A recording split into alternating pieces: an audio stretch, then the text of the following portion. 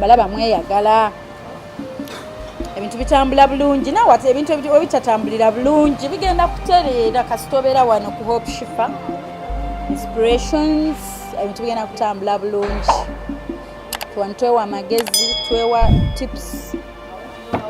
ne bannange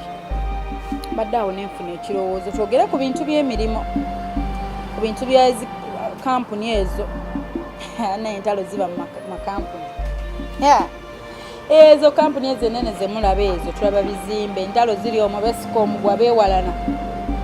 n'ebintu ebimu tebitwemazaamu leero bajja kuteeka mu kifo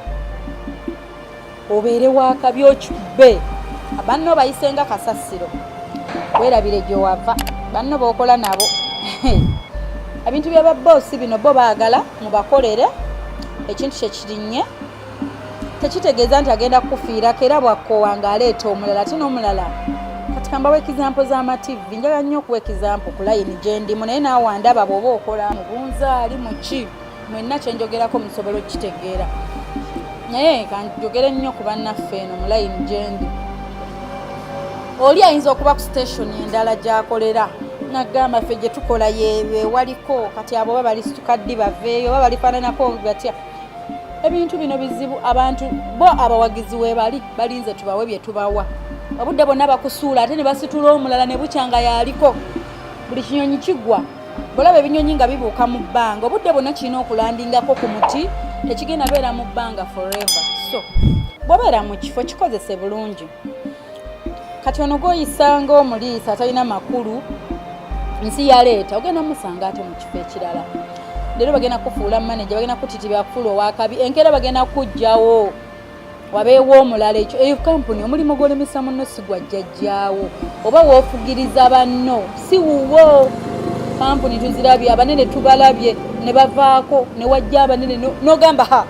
ani atalaba gundi oyo olaba gundi oyo tali mu kifo ekyo kitegeeza ki bw'obeeranga mu kifo ensi neekulaga mbu yuwe star oli munene lowooza nnyo buli woweeba akagamba mukama katonda sigenda kubeera star forever because abaana abaakabi buli budde bajja abaana bayiya ideas abaana abalabika obulungi ne weeyisiza otya ng'oli mu kifo legacy yo gizimbye otya o inspirinze baliwa so ne bw'oba ogudde nga kampuni ekujja ewantu mwabo bo inspirinze tugeze wankwatirako Shifah nenyimirira mu kifo wadde zikidde n'omukyala eyanyumiza nti Shifah nalinnya ennyonyi n'engenda e London kati manfuluma emmotoka bwe nti nga nkutte bebi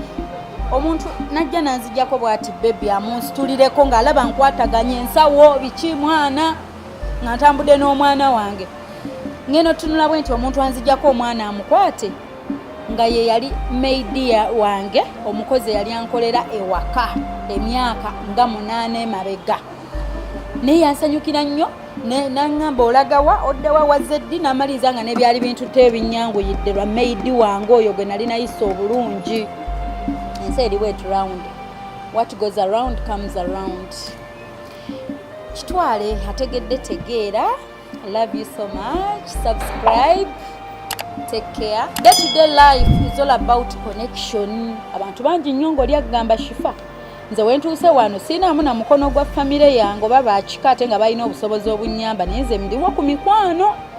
bantu be bannyambye so it's all about connection it's all about contacts buli muntu azze gy'oli bw'ajja gy'oli tomanyi lwaki katonda amuleese gy'oli ayinza oba nga yaliko amadaala gagakutwala ku ntikko kati ozza omujajamiza omuyisiza nga kasasiro kyokka wooli naawe siwuwo siwa Jajjaawo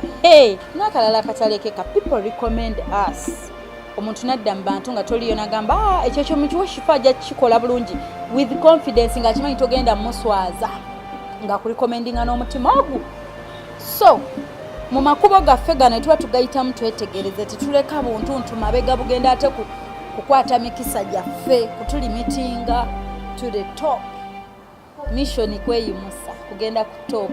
naye ebintu bingi nnyo ebigaggawaza omuntu sente tuzinoonya tuteekamu amaanyi naye waliwo obuntu obwo obusobisobi bwe tukola in day to day life naye kambeerekereze ate nja kuba nkomawo